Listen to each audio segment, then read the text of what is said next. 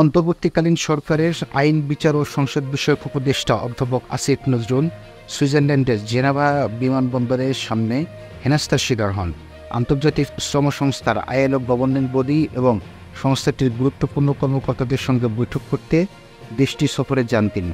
জেনেভায় আসিফ নজরুলের সঙ্গে ঘটে যাওয়া ঘটনাকে উদ্দেশ্যপ্রণোদিত বলে মনে করছে সরকারের গুরুত্বপূর্ণ উপদেষ্টাকে হেনস্থা করার ঘটনায় দ্রুত সময়ের মধ্যে পদক্ষেপ নিয়েছে পররাষ্ট্র মন্ত্রণালয়। এই উপদেষ্টার সঙ্গে প্রোটোকল থাকার পরেও কেন এমন ঘটনা ঘটত এবং এর সঙ্গে কাদের যুগ সাদৃশ্য রয়েছে তা জানতে চেয়ে সুইজারল্যান্ডের জেনেভায় বাংলাদেশ দূতাবাস ও স্থায়ী মিশনের কূটনৈতিক পত্রের মাধ্যমে ব্যাখ্যা চেয়েছে মন্ত্রণালয়।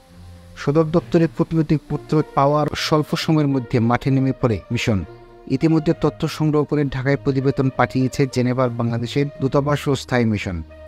আওয়ামী লীগ আমলে জেনেভা মিশনে নিয়োগ পাওয়া একজন কর্মকর্তা এবং এক লোকাল স্টাফের যোগসূত্র থাকতে পারে বলে প্রতিবেদন পেয়েছে ঢাকা।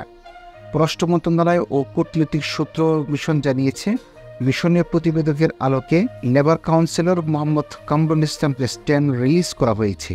দ্রুত সময়ের মধ্যে তাকে ঢাকায় ফিরতে বলা হয়েছে। আর আওয়ামী লীগের আমলে নিয়োগপ্রাপ্ত লোকাল স্টাফ বাণিজ্য মন্ত্রণালয়ের সাবেক কর্মচারী মিজানের চাকরি বাতিলের সিদ্ধান্ত নেওয়া হয়েছে।